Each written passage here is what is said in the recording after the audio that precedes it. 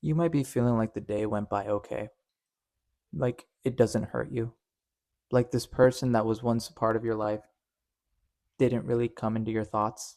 You didn't think about them. And this day might be good, it might be great. You might have done stuff with friends or family. But then at one point in that day, something changed, something snapped, something clicked. And then you thought about that person again. But why? Why? I was just having a good day. Why would I think about this person? It's been an amazing day. I haven't had a single thought. Why do you pop in my mind?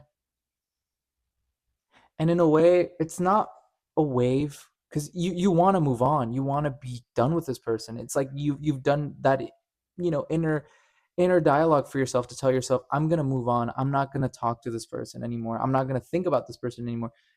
But then when you start doing that, when the days go by and you stop thinking about them, and at one point they pop in your head, you're gonna think to yourself, why are they in my head? Am I not moving on? Am I not doing the right things I'm supposed to be doing?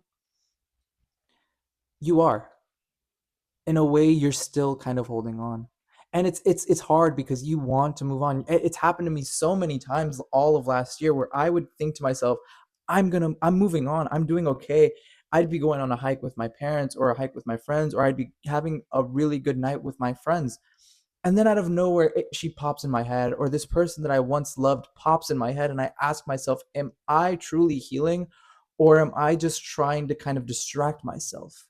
Am I just distracting myself so that I don't think about this person? Because if I don't, this person's going to be in my head. But the reality is, you are moving on, but you're still holding on. I like to think of it as limbo, where you don't know what you want because I've had that. I've had that where I want to move on, but yet I still want to hold on. I still want to be with this person. I still wanted to.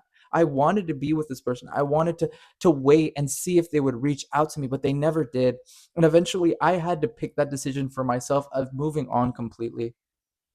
But even then, in this limbo area, and I've always referred to it as a bridge, where you're standing in the middle and you can have the decision to go forward or to go backwards. If you go forwards, you're moving on, you're done. And if you go backwards, they're waiting for you, they're wanting you.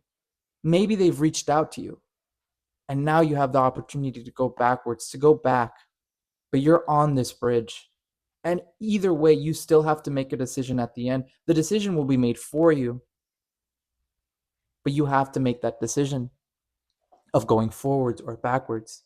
I know you loved that person and you want to wait and wait, and some people have said I'll wait forever, but the reality is you don't, because naturally you'll eventually have to pick that forward path, the path where you finally let go and honor what once was. Or some people decide to just stay in that middle of the bridge.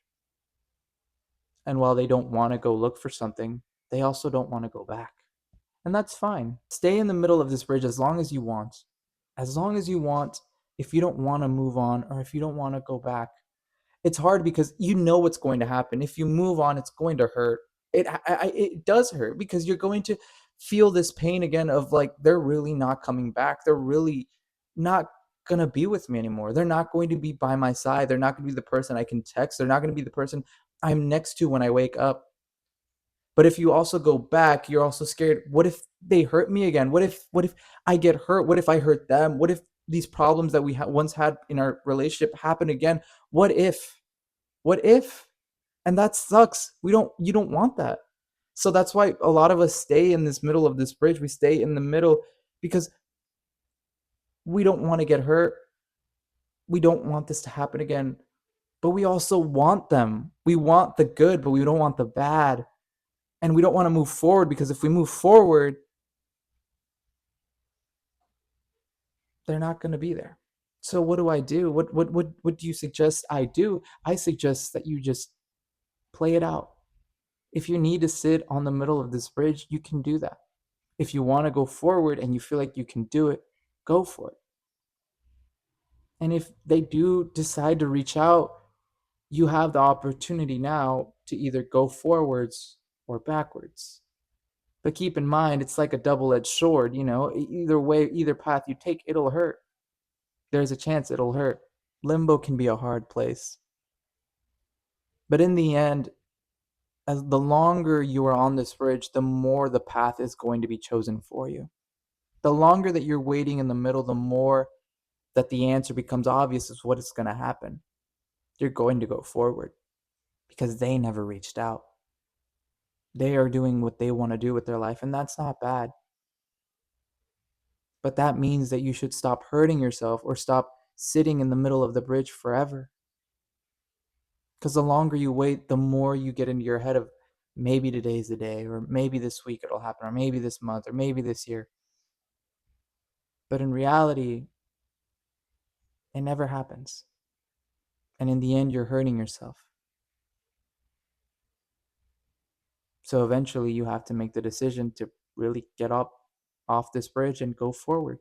But even then, if the breakup just happened, even then, if you just got hurt, you can still wait on this bridge. You can wait as long as you want.